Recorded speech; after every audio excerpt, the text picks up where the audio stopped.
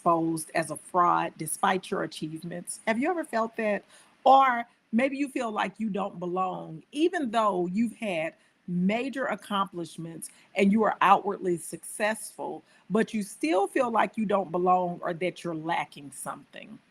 That is what we call imposter syndrome. And that's what we're going to talk about today. I'm going to give you a different perspective on it and also share with you strategies on how you can overcome it. We're going to talk about the normal responses that we give when we're experiencing imposter syndrome and why we stay stuck in it for so long. So, hang in there with me.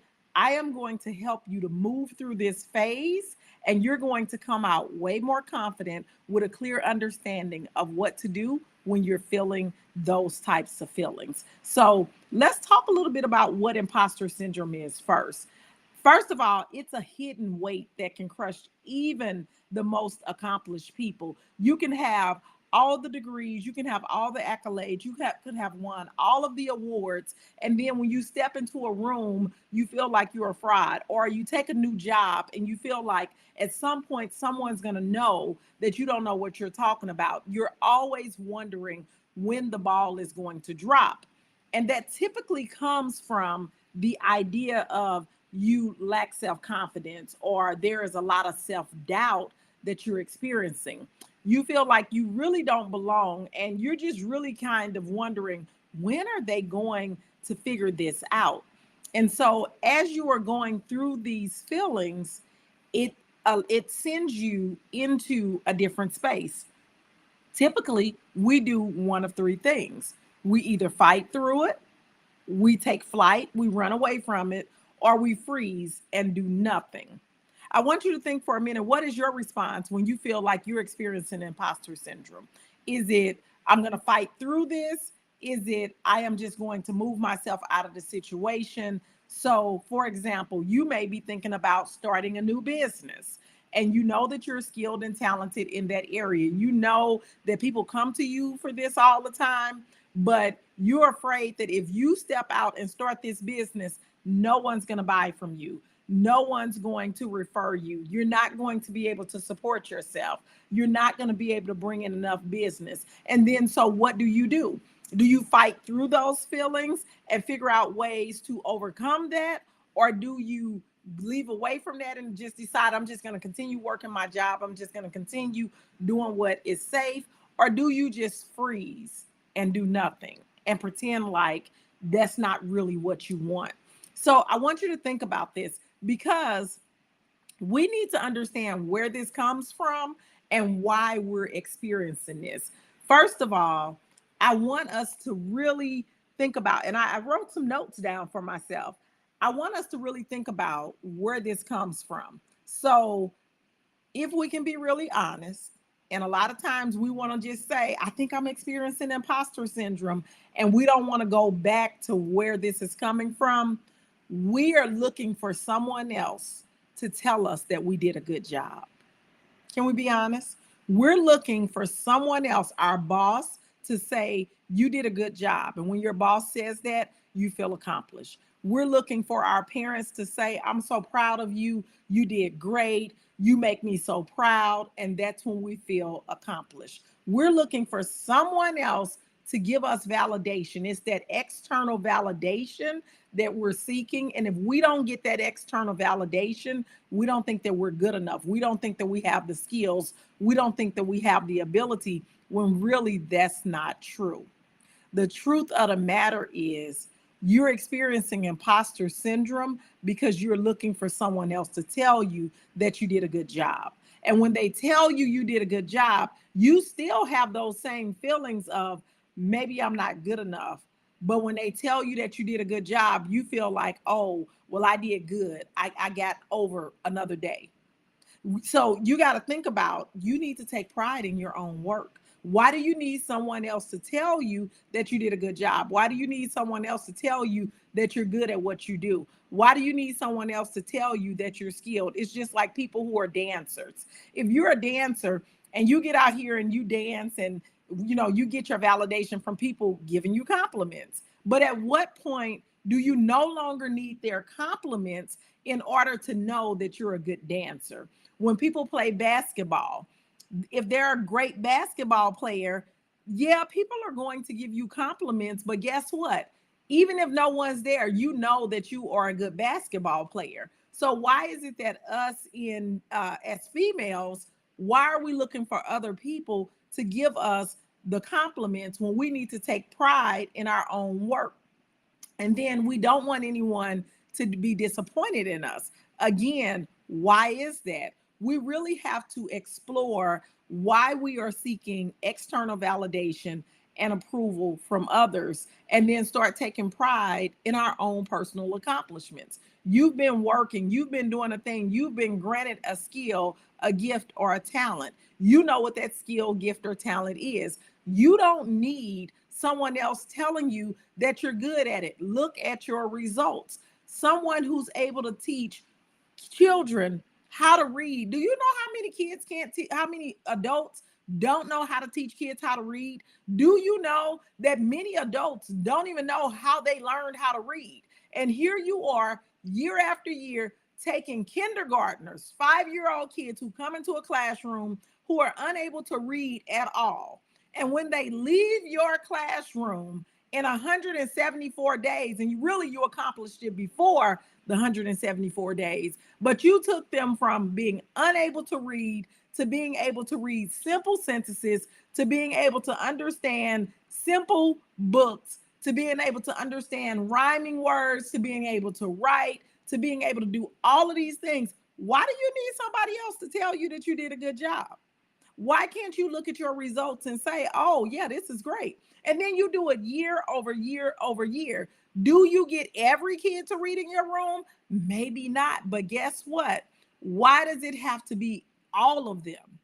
So that brings me to the point of some of us confuse um, imposter syndrome with perfectionism. Let me tell you why I say that. So there is a distinction between imposter syndrome and perfectionism, because perfectionism typically stems from placing high standards upon yourself. When imposter syndrome is normally you having a low value of yourself. So I want you to understand the two. So if you think about where perfectionism comes from, can we go back? When you think about where perfectionism comes from, that comes from your childhood. As a child, you came home with a 91%, and your parents said, I think next time you can get a 100. You came home and you made the basketball team and you made 10 points, and somebody told you next time try to make 20.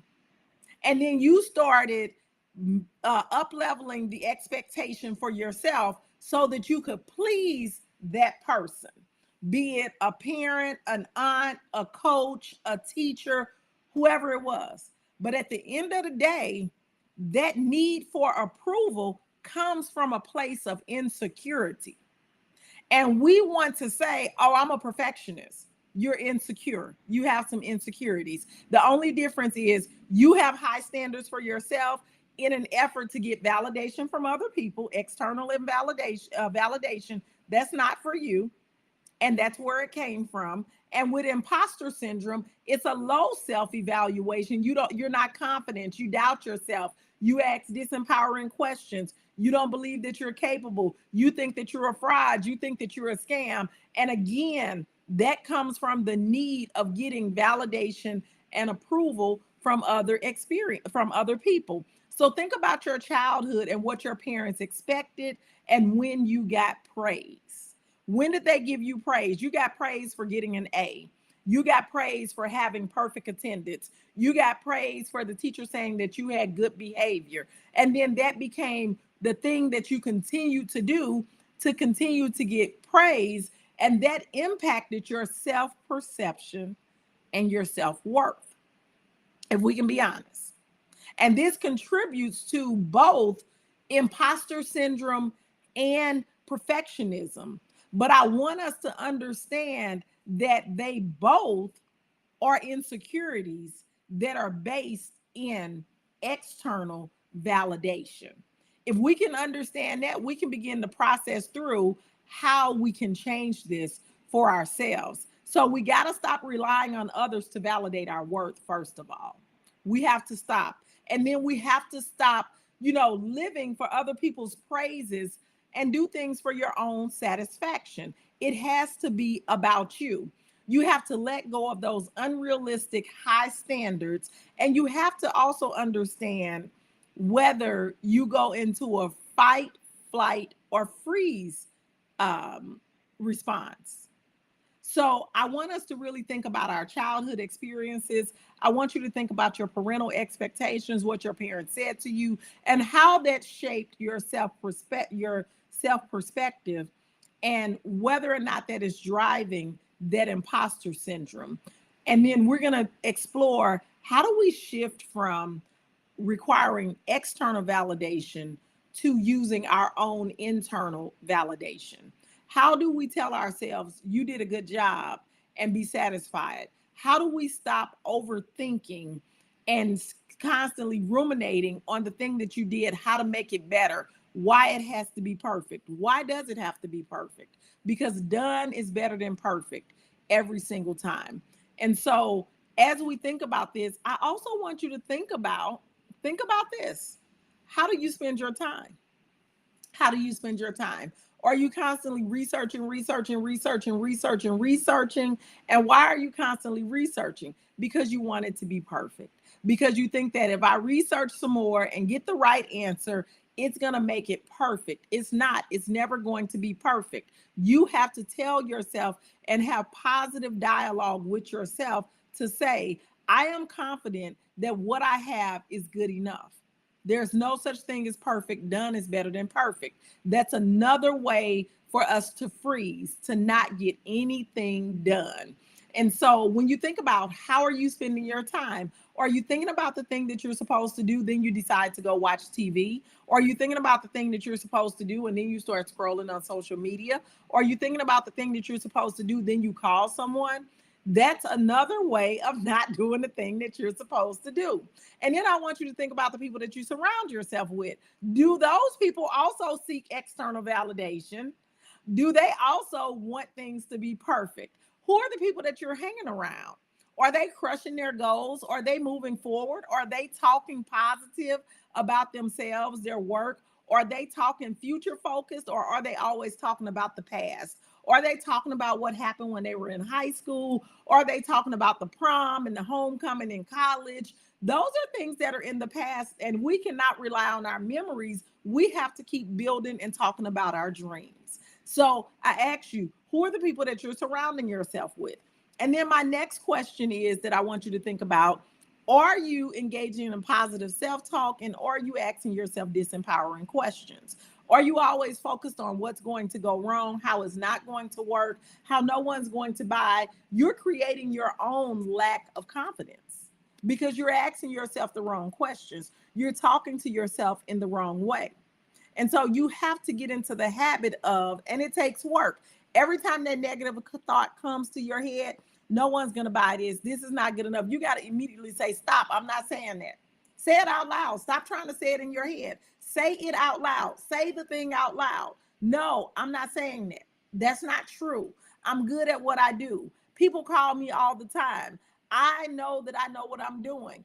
Talk to yourself. Start saying positive things to yourself and stop the overthinking and take action.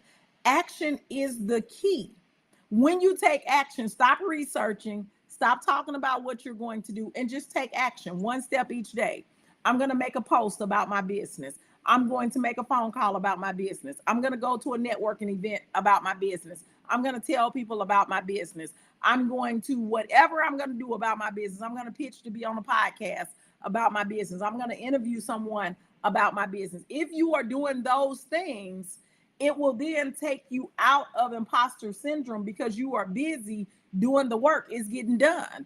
You can't worry about being perfect because you have already scheduled the appointment. You've already set up the interview. You've already set up the call. You're already at the location. So all you need to do is take action. That lack of self-confidence, that self-doubt that you're experiencing, I want you to just remind yourself of your successes. If you focus on all the things that you've done, all the things that you've been good at, and how you've been able to do all of these great things, that should help propel you to say, oh, I am good at something. And the thief of comparison, stop comparing yourself to the people who are in the room with you. Their journey is their journey, and your journey is your journey.